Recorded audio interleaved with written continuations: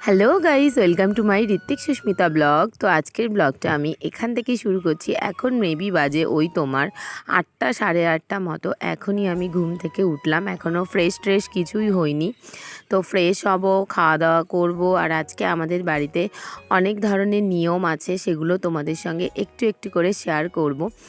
তো আমাদের বাড়িতে চৈত্র মাসের শেষ দিনে লাবণ বাঁধা হয়, সেটা তোমাদের সঙ্গে শেয়ার করব যে কিভাবে লাবণটা বাঁধা হয়। তো এখন দেখো বিছানা টিছানায় কিছুই তুলিনি। আর তোমাদের দাদাভাই কিন্তু অনেক সকালবেলায় অফিসে বেরিয়ে গেছে। তো ও হচ্ছে চলে গিয়ে আমাকে ফোন করলো, তারপরে আমি ঘুম থেকে উঠলাম। আর এই দিকে দেখো লাবণ বাঁধার জন্য সব কিছু রেডি হয়ে গেছে। তো আমি এখন এইগুলোকে একে একে লাড়ুর মতো করব। এই যে সাজটা দেখতে পাচ্ছ না, এই সাজের মধ্যে একে একে দিয়ে দেখো কতগুলো করেওছি। দেখো অনেকগুলো কিন্তু হয়ে গেছে লাবণ বাঁধা। আর এতটা গরম ছিল, সেই জন্য বারান্দাতেই বসেছিলাম এইগুলো করতে। আর এগুলো করতে অনেক কিন্তু সময় লাগে, দিন দেখে খইয়ের গুঁড়ো করে রাখতে হয়। তারপরে আবার ভালো একটা দিন দেখে এই নাড়ুগুলো তৈরি করতে হয়।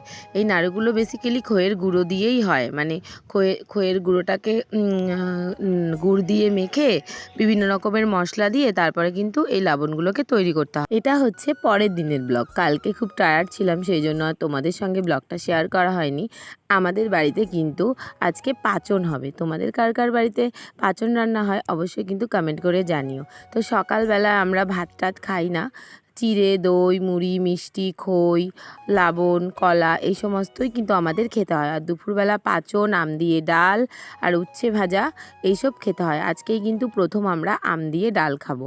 তো দেখো আমি তোমাদের দাদাভাই খেতে বসে পড়েছি। আর আমার না বেসিক্যালি এগুলো ভালো লাগে না, আমার ভাতটাই ভালো লাগে। আর পাঁচন রান্না করে আমাদের কিন্তু সবার আগে ভগবানের সামনে দিতে হয়, ঠাকুরকে ভোগ দিয়ে তারপরে কিন্তু আমাদের বাড়ির সকলকে খেতে হয় এই পাঁচন। আর এই পাঁচন রান্না হয় 36 রকমের সবজি দিয়ে, মানে কোনো সবজি বাদ যায় না। আরও বিভিন্ন রকমের মশলা দিয়ে তারপরে পাঁচন রাঁধতে হয়। দেখো আমাদের কিন্তু এক কড়াই পাঁচন রান্না হয়েছিল। আর পাঁচন রান্নার রেসিপিটা আমি তোমাদের সঙ্গে শেয়ার করতে পারিনি, তখন আমি ঘুমিয়েছিলাম, সেই জন্য আর সেই ক্লিপগুলো নেওয়া হয়নি। তোমাদের কার কার বাড়িতে পাঁচন রান্নার নিয়ম আছে অবশ্যই কিন্তু আমাকে কমেন্ট করে জানিও। আর তোমরা কি পাঁচন রান্না করে ভগবানের কাছে ভোগ দাও সেটাও কিন্তু কমেন্ট করে জানিও। আমাদের বাড়ির নিয়ম আছে, ভগবানের কাছে ভোগ দিতে হয়। আর এতটা গরম, তোমরা আমাকে দেখেই বুঝতে পারছো যে কতটা গরম। তো চলো তোমাদেরকে দেখাই। আর এই দেখো উচ্ছে ভাজা, আলু ভাজা, কারণ আমি আলু ভাজা খেতে ভালোবাসি, তাই মাকে বললাম মা তুমি আমার জন্য আলু ভাজা করবে। তারপরে দেখো রেডি সেডি হয়ে যাব চড়কের মেলা দেখতে। সকাল থেকে তোমাদের দাদাভাই বলছে যে ওখানে অনেক ভিড় হয়, তোমাকে নিয়ে যাব না, তোমাকে নিয়ে যাব না, মানে রাগাচ্ছে আমাকে। তারপরে ও কোথায় জানি গেল, গিয়ে ফোন করলো যে তাড়াতাড়ি রেডি হও, তোমাকে নিয়ে চড়কের মেলায় যাব। আমি তো অবাক যে ও সকাল থেকে বললো আমাকে নিয়ে যাবে না, আর এখন বলছে নিয়ে যাবে। ও এরকমই করে, আর আমিও বলি তুমি এরকমই থাকো আর এভাবেই আমাকে সারপ্রাইজ দাও।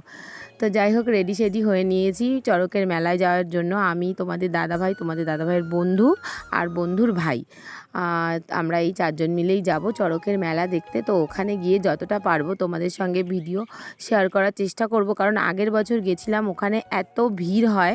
আর যারা সন্ন্যাস নেয় তারা কিন্তু পিঠে বসি ফোটায়, ওটা দেখার জন্যই বেসিক্যালি যাওয়া। জানি না আজকে দেখতে পাবো কি না।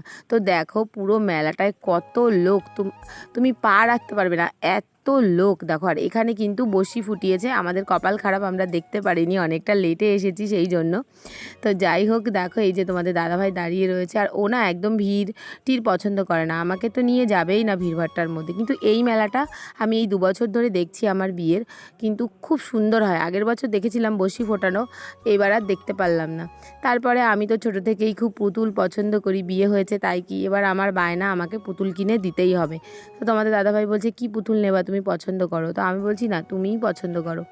তো প্রথমে একটা 900 টাকা দামের পুতুল পছন্দ হয়েছিল, সেটা কিনে দিচ্ছিল, আমি বলছি না না আমি নেব না। তারপরে 350 টাকা দামের একটা পুতুল কিনে দিয়েছে। তো পুতুল টুতুল কেনা কমপ্লিট। তারপরে দেখো এখানে কত দোকানপাট বসেছে, অনেক দোকানপাট কিন্তু বসেছে। আর যেহেতু আজকে আমাদের নিরামিষ, আমরা আমিষ কিছু খেতে পারবো না, তাই মেলায় কিন্তু তেমন কিছু খাইনি, শুধু আইসক্রিমই খেয়েছিলাম। তো চলো ব্লগটা এখানেই শেষ করছি, ভালো লাগলো অবশ্যই লাইক